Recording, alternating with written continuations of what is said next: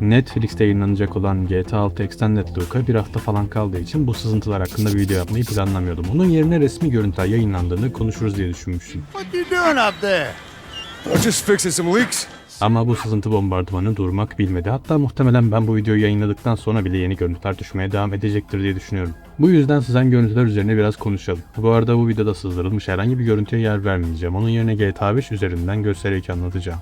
Görüntülere geçmeden önce kim neden bu görüntüleri sızdırdı, gelin önce ona bir bakalım. Görünüşe göre Prasa maskotlu Grand Theft Auto 6'ya ait olduğu iddia edilen yeni oynanış videolarını ve Florida haritasını sızdıran Cyber League, kendisini oyun dünyasının yozlaşmış sistemine karşı savaşan bir tüketici hakları savunucusu olarak pazarlamaya çalışıyor. Sızıntıyla birlikte yayınladıkları manifestoda Rockstar Games, Take-Two ve PlayStation gibi devlerin kutulu fiziksel oyun desteğini çekmesini, dijital ön sipariş dayatmalarını ve dijital mülkiyet haklarının hiçe sayılmasını protesto ettiklerini iddia ettiler. Oyuncuların haklarını savunuyoruz. Fiziki kopyalar geri gelene kadar ve yayıncılar özür dileyene kadar sızıntılar durmayacak şeklinde ultimatomlar savurdular. Ama şöyle bir durum var ki oyun devlerinden kamuoyu önünde özür dilemelerini ve fiziksel kopya üretimini garanti altına almalarını talep ederlerken bir yandan da sızdırdıkları görüntülerin yarattığı küresel trafiği kendi adlarını taşıyan kripto para birimini, yani kendi coinlerini pazarlamak için kullanıyorlar. Bu durum internette topluluğun bir kısmı tarafından dijital tüketici hakları adına yapılan radikal bir protesto veya bir tür dijital devrim gibi yansıtılmaya çalışsa da diğer kısım arkasındaki finansal çıkar sağlam amacı yüzünden hiçbir şekilde samimi bir aktivizm olarak değerlendirilemez diyor buna.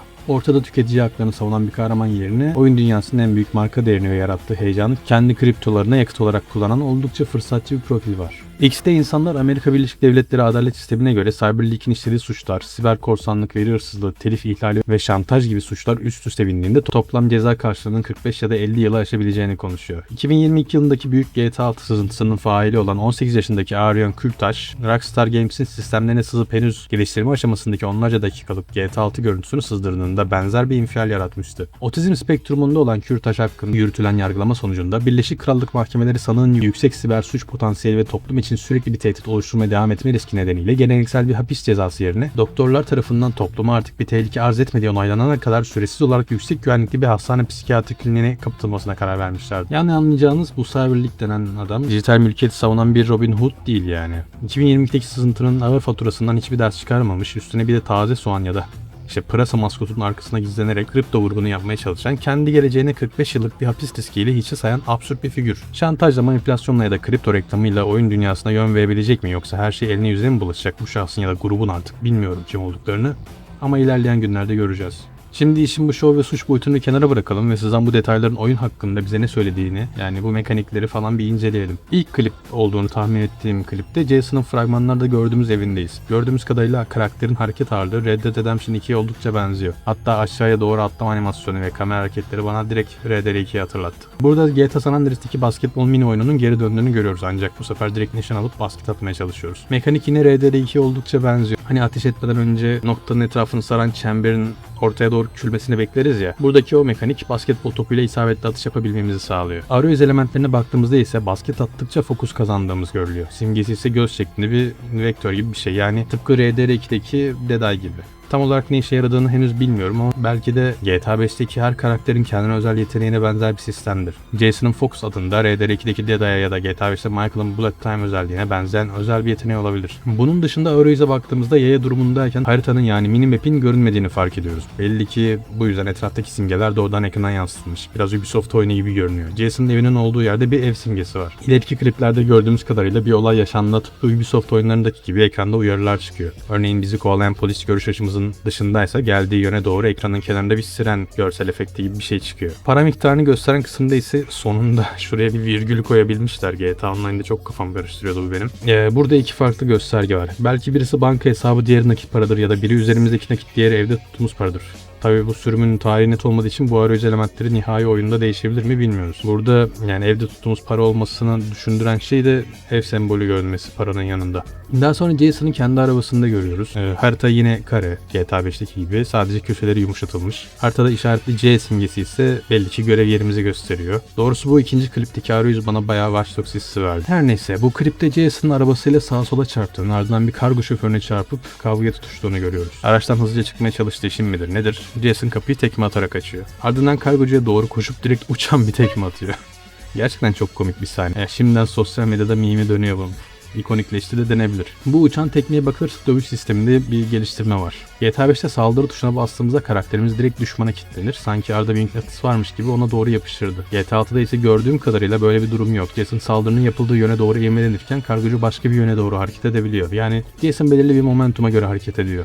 Görüntüyü göstermeden anlatmak gerçekten zor. Umarım kafanızda canlandırabilmişimdir. Jason yine tek yumrukta kargocuyu yere seriyor. GTA 5'teki gibi. Ardından adamın düşürdüğü boru anahtarını alıp ona vurmaya başlıyor. Buradaki detaylar gerçekten harika. Karakterin kolyesi ve kıyafetleri animasyona göre fiziki olarak çok güzel simüle edilmiş.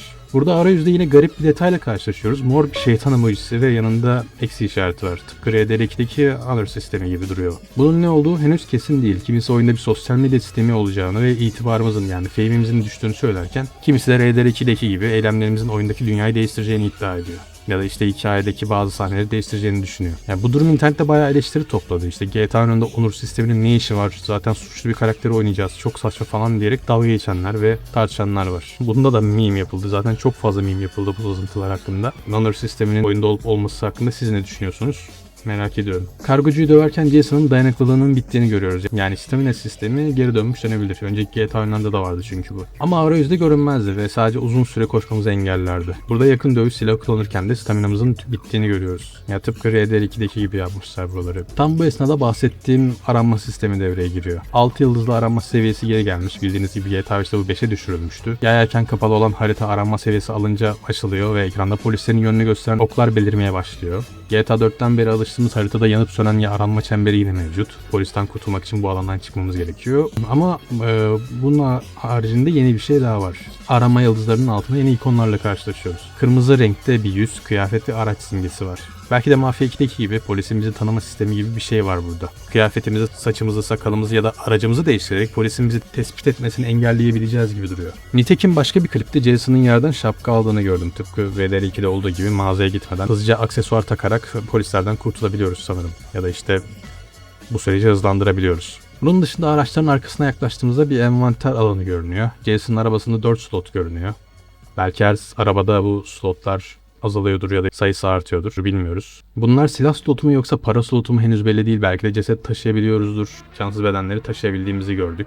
Kilitli araçlara yaklaştığında ise camı kır ya da anahtarı kopyala seçenekleri çıkıyor. Başka bir klipte Jason bir güvenlik görevlisiyle kavga ederken adamın elindeki silahı kapıyor kombat esnasında. Tıpkı RDR2'deki gibi sinematik bir bitirici kamera devreye giriyor, yani kill cam. Kombat esnasında bu tarz sinematik kameralar olacağı kesinleşti diyebiliriz. Gördüğüm kadarıyla bayağı RDR2'ye benziyor şu an bu tüm mekaniklerle birlikte. Yani RDR2'de yapabildiğimiz şeylerin çoğunu yapabiliyoruz belli ki. Artık cesetleri taşıyabiliyoruz. Silahların ya da paraların üzerine durduğumuzda otomatik lootlanmıyorlar. Aktif olarak loot tuşuna basmamız gerekiyor.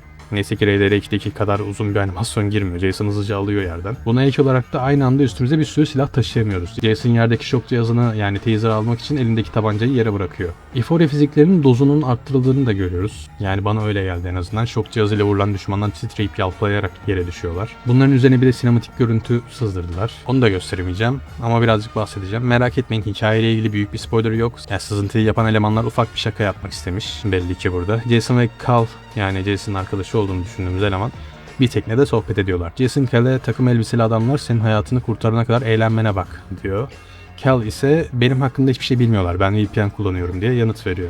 Yani belli ki pırasa adam burada kendi dalgasını geçiyor, bilmiyorum artık. Bir sonraki klipte sinematik kamerada Vice üzerinde uçan bir planördeyiz. Haritanın devasa olduğunu net bir şekilde görüyoruz. Sızdırılan harita görseli de zaten tahmin edilen haritaya çok benziyor. Yine haritayı burada gösteremeyeceğim ama fanların yaptığı bu GTA 6 harita projesine bayağı benziyor. Planördeyken radyo kanalının değiştirildiğini de görüyoruz. Rockstar'ın daha önce reklamını yaptığı Circo Loco Records kanalı göze çarpıyor. Ayrıca V-Rock ve Emotion gibi klasik GTA Vice radyolarının geri döndüğünü de görüyoruz burada. Bundan sonraki son klip ise adeta kan dondurucu. Ruger PC Carbine olduğunu tahmin ettiğim bir silahla duvara Leak yazılıyor. Yani bu Cyber Leak'in elinde oynanabilir bir sürüm olduğu anlamına geliyor ya da içeriden birine bunu yaptırdı. Bilmiyoruz. Yani adamın elinde bir build olması şu an bayağı problem. Oyunun sonunda sızdırabilir Ya da direkt oyunu internete yükleyebilir. Her şey yapabilir. Ancak burada çok kritik bir nokta var. Kliplerden birindeki radyoda çalan şarkı Tate McRae'nin Sports Car şarkısı.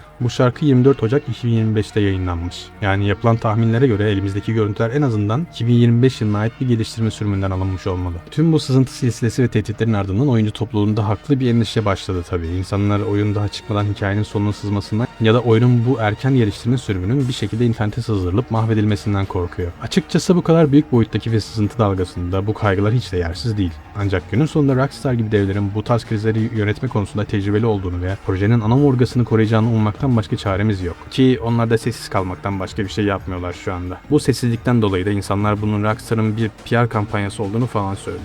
Yani bilmiyorum. Umarım süreç daha da çirkinleşmeden, oyunun sürprizleri ve tadı kaçmadan bu kriz çözülür. İlerleyen günlerde neler olacağını hep birlikte göreceğiz. Siz bu sızan görüntüler hakkında ve pırasa maskotlu korsanımızın hareketleri hakkında ne düşünüyorsunuz? Yorumlarda tartışalım. Bir sonraki videoda görüşmek üzere.